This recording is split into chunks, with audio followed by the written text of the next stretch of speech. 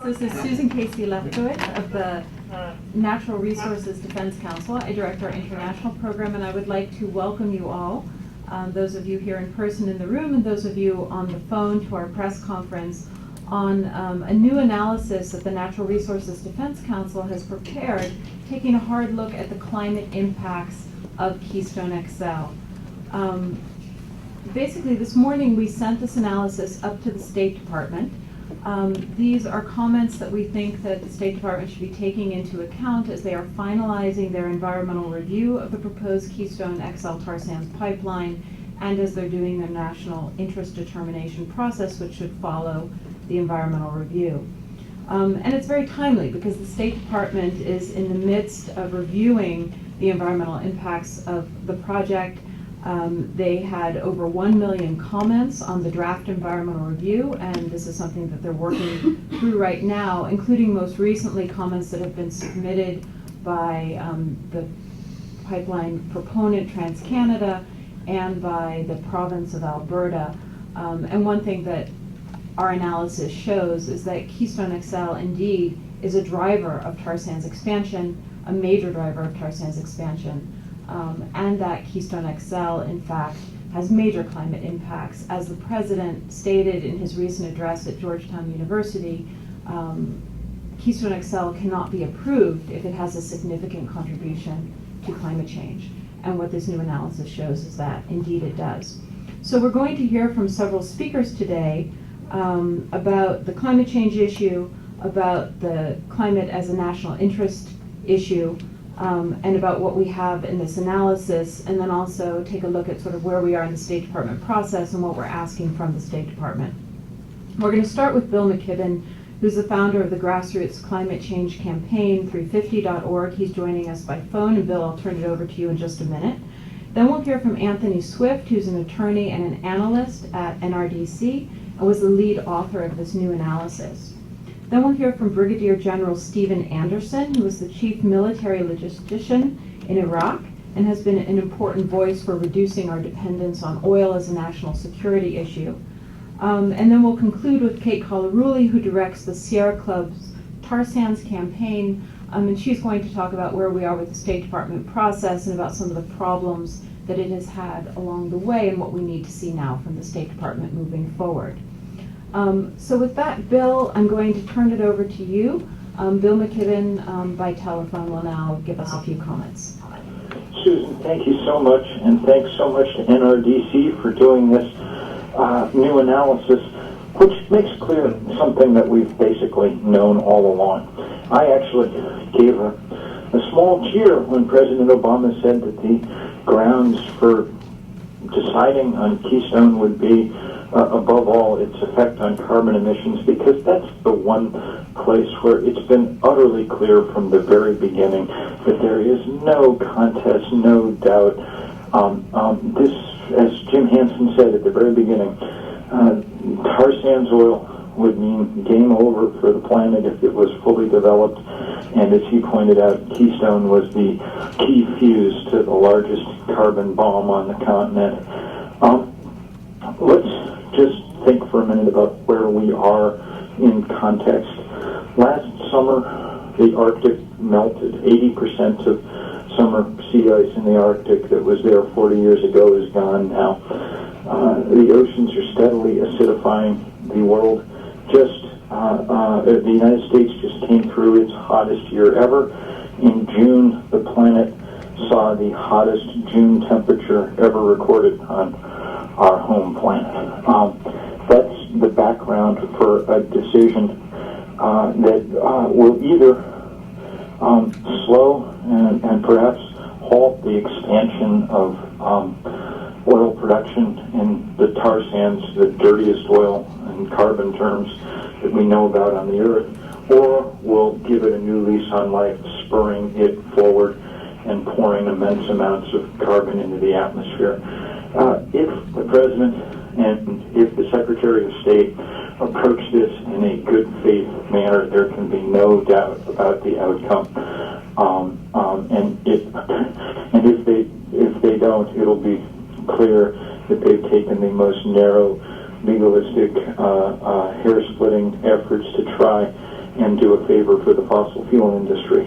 We don't think that that's going to happen. We've said from the beginning that we think that if we can ever get this project viewed on its merits, that it will be seen for the disaster that it is. And I confess I'm particularly sensitive to that right now, having just come back from a trip up to the tar sands and been with our indigenous allies who started this fight in the first place, and seen once more what the destruction of that landscape looks like.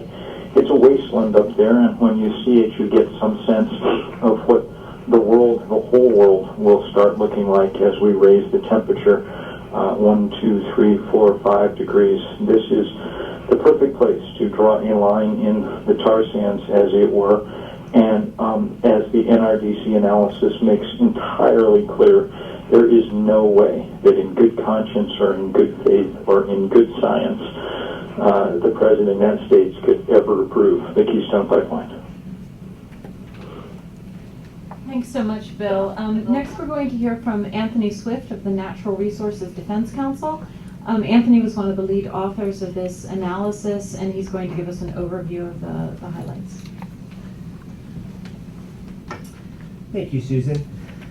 Last month, the President focused the Keystone XL decision on the climate impacts of the pipeline. Whether Keystone XL will significantly increase carbon emissions comes down to two questions. First, are tar sands more carbon intensive than conventional crude they would replace? And second, would approving Keystone XL enable a significant increase in tar sands production?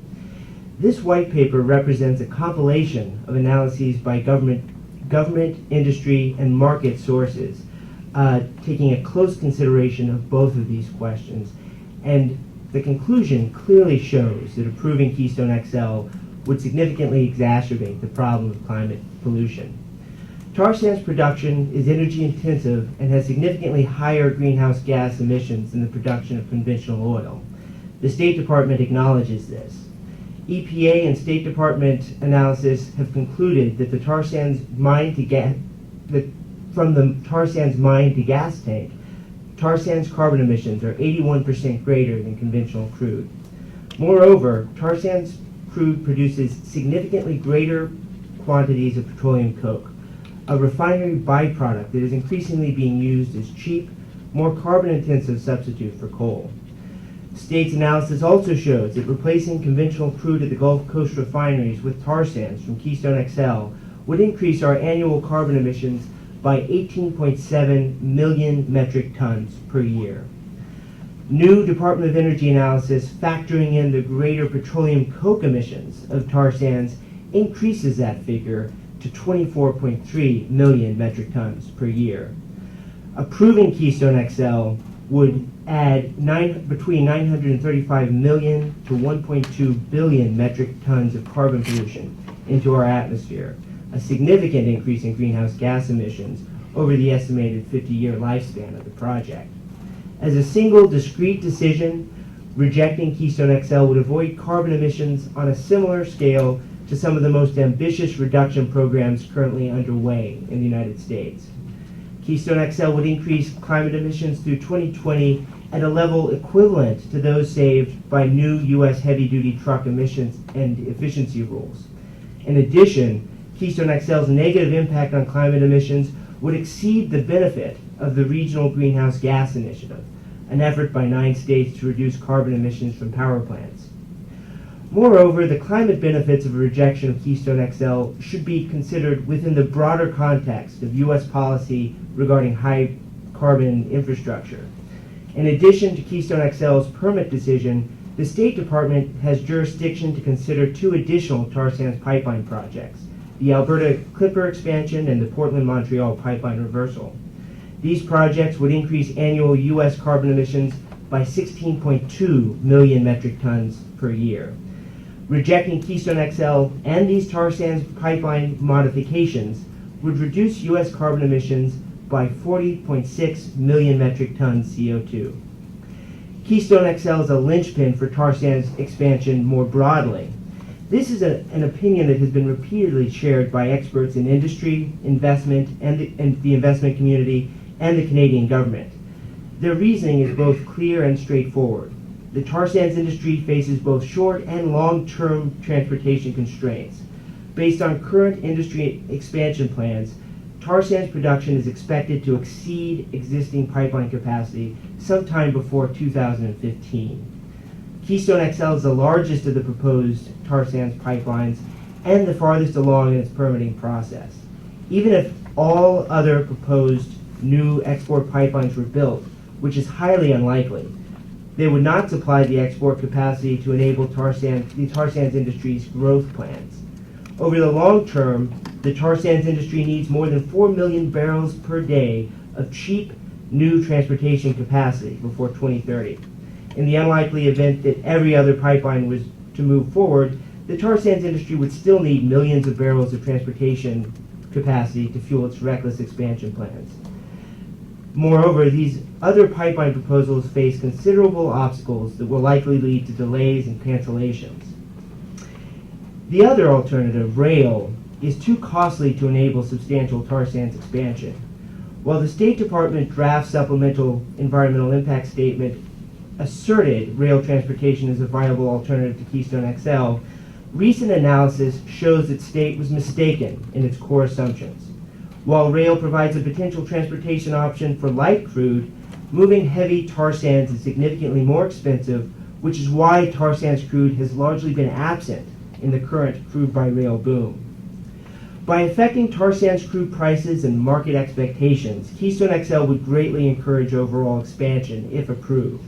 The pipeline would link tar sands crude to international oil markets, giving the tar sands industry access to higher oil prices and making new tar sands projects more profitable. Meanwhile, Canada does not have strong regulations in place for carbon emissions for the tar sands, nor are they expected to under the current government of Alberta and Canada. The Keystone XL tar sands pipeline would have a significant impact on the profitability and expansion of tar sands production. Its approval would send a clear market signal to the industry to expand, increasing carbon emissions that would significantly exacerbate the problem of climate change. On the other hand, denial of a presidential permit for the Keystone XL tar sands pipeline would deliver significant carbon emission savings. It would make industry's planned expansion of tar sands oil development infeasible for want of an economic way to get their product to market. New tar sands production projects would be canceled or postponed. Keystone XL fails the president's test. It significantly exacerbates the problem of carbon pollution. It is not in the national interest, and the Keystone XL's presidential permit should be denied. Thanks, Anthony. Next, we're going to hear from General Stephen Anderson. Good afternoon. Thanks very much for inviting me here, Susan and Anthony. I'm delighted and honored to speak to you here real quickly about my concerns about the national security implications of the Keystone XL pipeline. First, I think it's probably important you know that I'm a conservative Republican. And I tell you that, and I think it's important because there's so many of my brethren that have it wrong. That this is bad for our nation and bad for our national security. Why? Because it continues to feed the addiction being oil. And you just heard compelling arguments about what the results of this addiction are going to continue to do through the Keystone XL pipeline. It's going to keep us strategically vulnerable by keeping us addicted to oil. And this nation needs to start developing renewable energy technology to do something about it. Now, the strategic vulnerability comes about because the climate change that's going to be driven, and it is being driven, as we've just heard, by the increased CO2 emissions. Now, what does that do to us as a nation? Well, of course, it makes the world a much more dangerous place. It drives climate change, it drives global instability that can lead to political instability. And when that happens, ladies and gentlemen, soldiers such as me will have to fight and die places sometimes to keep peace. So if you don't believe in climate change, you get your head in the sand, as so many unfortunately do. You might not believe in climate change, but you certainly believe, hopefully, in supply and demand. And the fact of the matter is that oil is a finite resource, and we're running out. And the competition for it continues to grow and grow and grow. And that's going to drive, again, strategic vulnerability, increasing competition, essentially making it more likely there's going to be conflict somewhere in the world to fight over these increasingly more precious assets. So we got to get off the addiction, and we got to start doing something to develop our renewable energy technology. Now let me tell you something else, though. As a former senior logistics officer in Iraq, working for David Petraeus back in 2006 to 2007, let me tell you some things about our operational vulnerability as war-fighting soldiers because of our oil addiction. Because our soldiers are so dependent upon oil, liquid fuel, to generate all their energy needs. Back in World War II, a typical soldier consumed about 1/2 gallon of fuel a day. Our present-day soldiers consume 20 gallons of liquid fuel a day. And what does that do? Well, it makes us operationally vulnerable. We have to move millions and millions of gallons of fuel over thousands and thousands of dangerous miles. And the result of that is twofold. Number one, taxpayers paying over $20 billion a year in fuel costs for our operational forces in Afghanistan this year. 20 billion, with a B, ladies and gentlemen, because that's in consideration of the fully burdened cost of fuel, what it takes to get there, the overhead that's involved. But more importantly, over 1,000 American lives have died. 1,000 Americans have been killed moving fuel. And then the real number is probably closer to 2,000 now. I'm not saying necessarily driving trucks, but I'm saying doing all the things that you need to do in order to move fuel. Convoy security, road maintenance, route clearance, et cetera, et cetera. I can talk about that in more detail if you want. So a great price is being paid by our nation in order to maintain this oil addiction and drive this operational vulnerability. For the first time perhaps ever, we're funding both sides of the war because the money that we spend at the fuel pump here ends up in the hands of those that try to kill us in Iraq and Afghanistan. Of course, not so much Iraq anymore. But surely, we have done a great deal towards empowering our enemy over there by virtue of our oil addiction. So what we need to do, ladies and gentlemen, is get off this oil addiction. We need to kill Keystone. I remind you that this Saturday we had the 44th anniversary of this nation putting a man on the moon. 44 years ago we did that after a concerted national effort. And no one has even come close since in 44 years. It shows you the incredible power of our nation working together, focused to do the thing. And I'm absolutely convinced that if we can kill this Keystone pipeline and we can start putting emphasis on developing a renewable energy technology in this nation, we can develop a green economy, and we can make this, we can curb our oil addiction, and we can drive a new Silicon Valley that the likes of which we've never seen. We can drive incredible technology using the natural, innovative spirit and entrepreneurial drive of this great nation. We can develop a green economy that can make the world a much, much safer place. We need to kill this Keystone pipeline now in order to start setting conditions to make that happen. Thank you. Thanks so much, General Anderson. And next we'll hear from Kate Colarulli from the Sierra Club. Thank you, Susan. Thank you guys so much for coming out today. My name is Kate Colarulli, and I'm here on behalf of the Sierra Club's 2.1 million supporters, all of whom stand ready to answer President Obama's Keystone question with a loud, yes, Mr. President, Keystone is a climate disaster. My colleagues have just detailed the scientific and some of the moral and national security reasons behind that conclusion. In fact, so many members of the scientific community, Wall Street, and the oil industry have concluded that Keystone is a linchpin for expanded carbon pollution. It's hard to understand why this debate rages on. The Keystone question actually reminds me of debates surrounding tobacco back in the day. In the 1950s, we knew that smoking increased your risk of cancer. But the tobacco lobby was so powerful that it took a sustained people's movement for our public officials to hear past the tobacco dollars to the serious health concerns. We have a similar situation happening with Keystone XL. We keep hearing that the State Department's latest Keystone report concluded that the pipeline would have little climate impact. Well, of course it says that. It was written by a dues-paying member of the American Petroleum Institute, the same big oil lobby group that's spending millions of dollars lobbying on behalf of its members, including the consultant, for guess what? The Keystone XL pipeline. Imagine if the Surgeon General was replaced with a tobacco executive. Would you trust them if they told you cigarettes are safe? Of course not. The State Department's conclusions are just as bogus. Every U.S. citizen in this room should be incensed that the State Department, an agency funded by taxpayer money and dedicated to protecting American citizens, cannot seem to disentangle itself from the oil lobby. Here's the situation of the State Department right now. Last year, the State Department was caught having hired a consultant with close ties to the oil industry and a clear conflict of interest. They fired the consultant, they put in place conflict of interest rules, and they started over with a new consultant, ERM. The new consultant, ERM, lied on their application form, conveniently forgetting to mention that they have done business for TransCanada within the last 3 years, and that they have client relationships with over a dozen oil companies operating in the tar sands. Consequently, they produced a Keystone report that doesn't pass the laugh test. Worse, the State Department has attempted to conceal the consultant's ties to the oil industry by redacting key background documents. Someone in the State Department is very confused about what the term conflict of interest means. We expect bad behavior from big oil, but our government should protect the people's interest. The Sierra Club has an active suit right now against the Department of State regarding these improprieties, with the goal of bringing the State Department back in line with the law.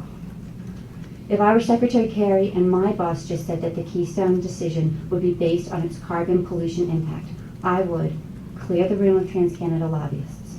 I would listen to the climate scientists and the oil industry analysts who agree that Keystone is a linchpin of tar sands expansion, which NRDC has nicely detailed for us. And I would look to the existing docket where over 1 million Americans have expressed concern about the climate impact of Keystone. Carbon pollution doesn't dissipate. The decisions we make now will have profound implications on the world we live in and the world we bequeath to our children. Hurricane Sandy cost over $65 billion in untold human issues and sacrifices. The drought that ravaged Midwest crops in 2012 was devastating to the people that lived through it. These are the forerunners of the future we are creating if we say yes to tar sands. Keystone XL will make a few rich men billions of dollars, but it is all risk, no reward for the rest of us. Thank you.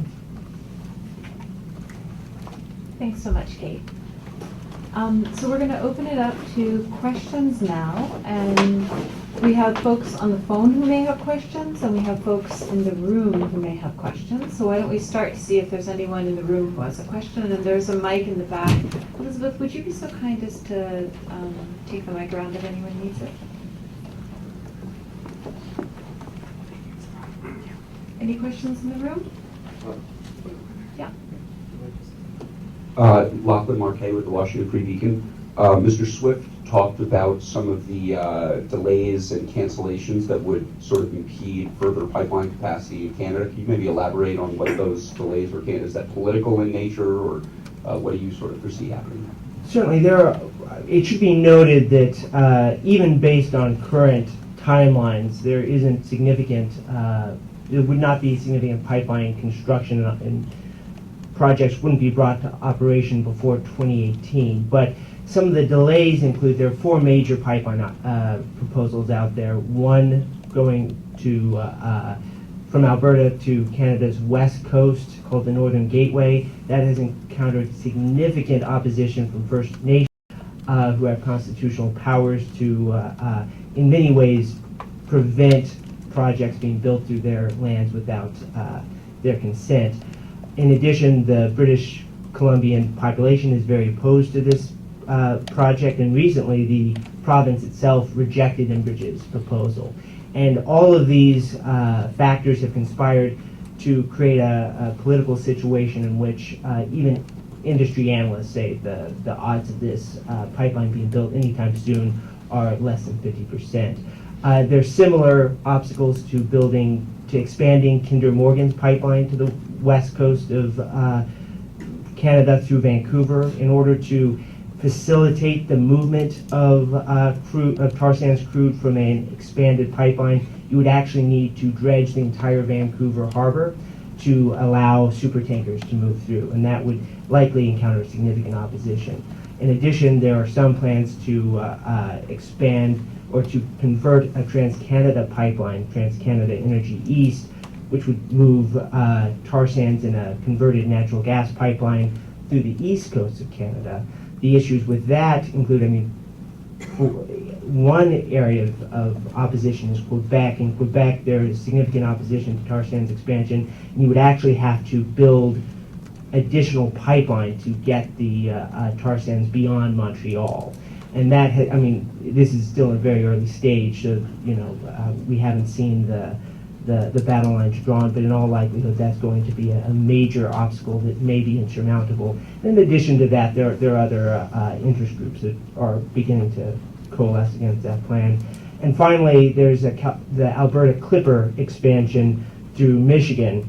And one of the key points here is, in order to get approval for the Alberta Clipper expansion, Enbridge would need a presidential permit revision from the State Department.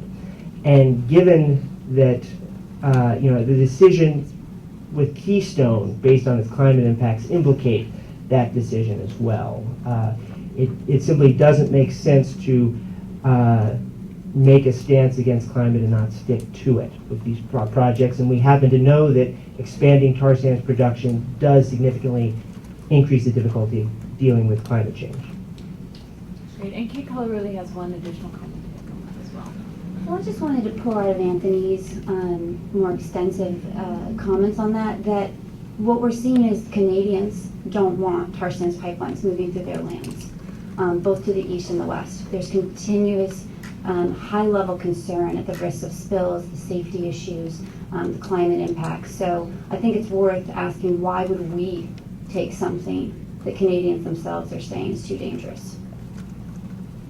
Other questions? Hi, Alana Shore with Greenwire. I just wanted to ask about the 18 million figure. That's in line with what the EPA said in its comment letter in terms of estimated incremental emissions increases. It didn't mention pet coke, but given how different that is from TransCanada's estimate, which is 3 million a year in incremental emissions, it sounds like you guys are building the case for EPA to formally object under NEPA to whatever the State Department may decide, because they do have a path to do that and force some more serious analysis. Are you guys calling for that overtly at this point? Well, right now there's an opportunity for State Department to get its analysis right. The State Department acknowledged that the crude in Keystone XL, the tar sands in Keystone XL, would increase carbon emissions by 18.7 million metric tons per year. And they also acknowledged the DOE analysis that suggested if you incorporate the pet coke emissions, that would increase the number to 24.3 million metric tons. Where the problem came in is the State Department made a claim that if you don't build Keystone, essentially the State Department made the assertion, or ERM made the assertion, that industry doesn't really need Keystone XL to expand. And the assumptions behind that are all based on the proposition that rail could supply the tar sands. And that was an unlikely scenario when it was made on March 1st. Since then, a number of investigative reports and new analysis, new data have shown that state mistook many of the state's core assumptions were mistaken. There are significant logistical and economic obstacles to moving tar sands by rail. So, assuming that state fixes that analysis, which is what we're calling on state to do, we should all be operating from the same set of information, which shows that Keystone XL really is the linchpin for tar sands production. So I think talking about an objection to state's analysis is premature, simply because we believe the state has an opportunity to get it right in the final EIS. So, are you not ruling out eventually, as you did with Lisa Jackson, saying, help me, Gina McCarthy, you're my only hope? Or, is the choice still out here?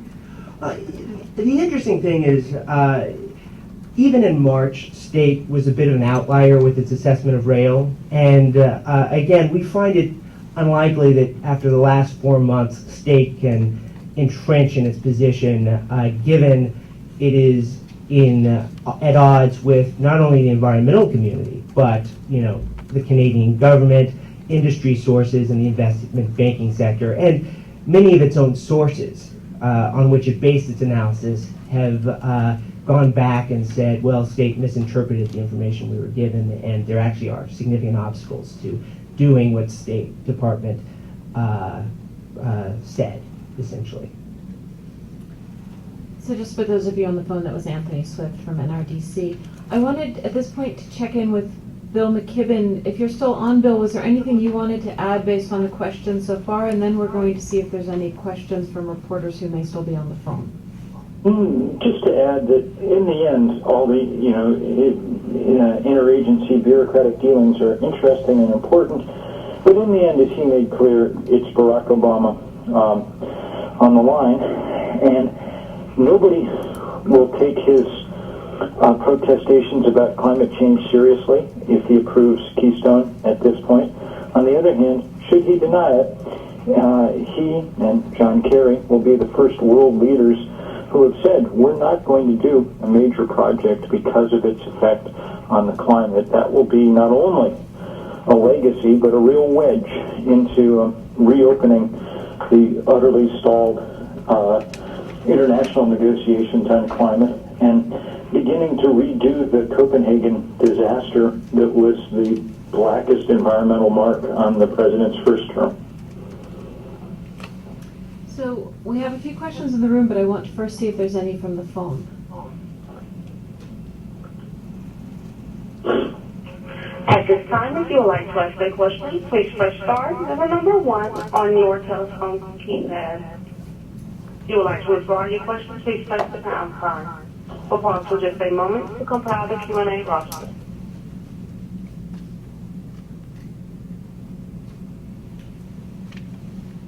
And there are no telephone questions. Okay, then we'll go back to the room. Why don't we go here and then we'll go back to you, all right? Hi, my name is Bill Morrison from Post Media News. One thing interests me in this whole debate over the Keystone is what's it got to do with reducing American consumption in the long run? I mean, essentially, oil is oil at the end of the line, and it doesn't matter where it comes from or how it's produced. Finally, you're going to have to decrease your consumption. What do you guys? Why aren't you more concerned about that than about essentially a pipeline? And also, America is now shipping tons and tons of coal to China and places like that that it wouldn't normally burn here. Why don't you guys get upset about that? So this is Susan Casey-Lefkowitz of NRDC. I would say that we are actually dealing with all of those issues, especially the issue of reducing consumption. But Bill, I wanted to go to you and see if you wanted to take a first stab at answering that. Yeah, that strikes me as an ill-informed question, really. I think every group involved here has been heavily involved in the fight against coal. The Sierra Club has been absolutely spearheading the drive to shut down coal-fired power plants, and many of us have been working hard to shut down the proposed coal export plants of ports on the Pacific Northwest. Of the 6 proposed, 3 are now dead. I was in that region last week in Vancouver, Washington, working with people who are rallying via boat this weekend as part of our big summer heat thing to make sure that those export facilities never get built. So we're taking on coal and gas and oil, not only in this country, but around the world. We're doing our best to keep it all in the ground because that's what the science makes clear we have to do. Some of you may have seen the analysis that I wrote about a year ago in Rolling Stone that since has been picked up by the World Bank and the International Energy Agency. It makes clear that if we are to deal with, if we're to keep even the very unambitious and modest target of holding the world to a 2-degree rise Celsius in temperature, we need to keep about 80% of current known fossil fuel reserves in the ground. That's why it's such folly to start developing things like the tar sands. If we build infrastructure like the Keystone Pipeline, we're going to be using this stuff for decades to come. Instead, we have to shut off that possibility and move quickly and aggressively in the direction of both conservation and renewable energy. And both those things will be much easier if we haven't tied ourselves to an ongoing and ever-expanding fossil fuel infrastructure. Thanks, Bill. And Kate, I think you also had a comment. So, I work for the Sierra Club. We've been very active on the historic fuel economy standards that pass for light-duty vehicles next year that are going to double how far we can go on a gallon of gas. We're working very heavily to move forward our fleets and reduce the amount of oil that they use. And one of the reasons we got involved in Keystone is because when we did the math, we realized that Keystone has the potential to wipe out the gains we're making in areas like fuel efficiency. Keystone has the ability to essentially wipe out the gains that would be made with the medium and heavy duty fuel economy standards.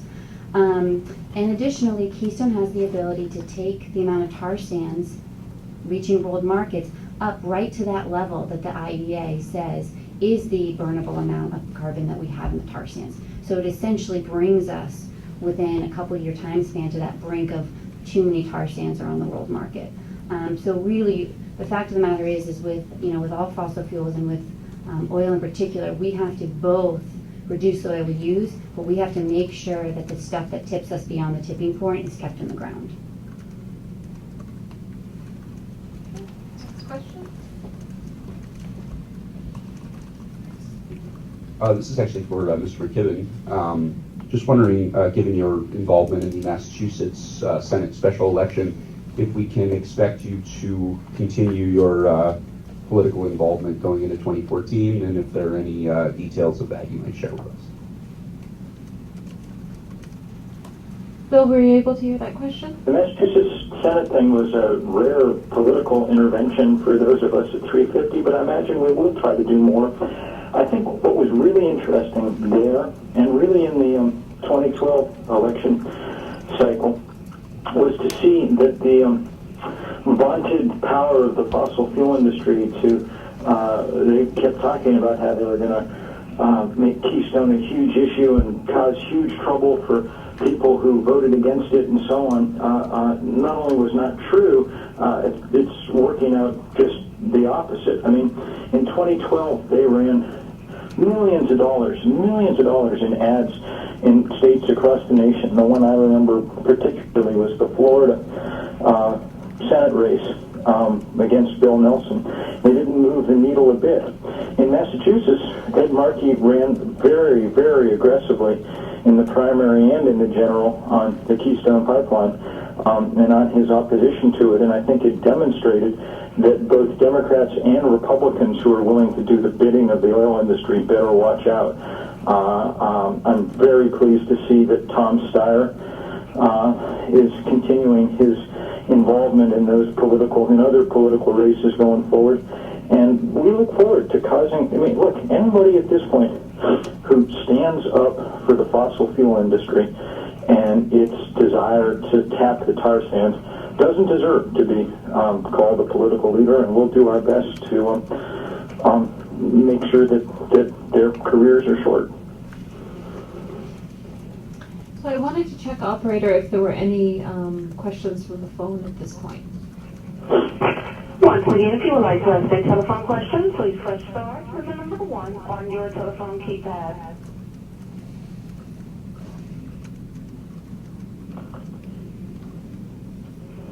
And there are no telephone questions at this time.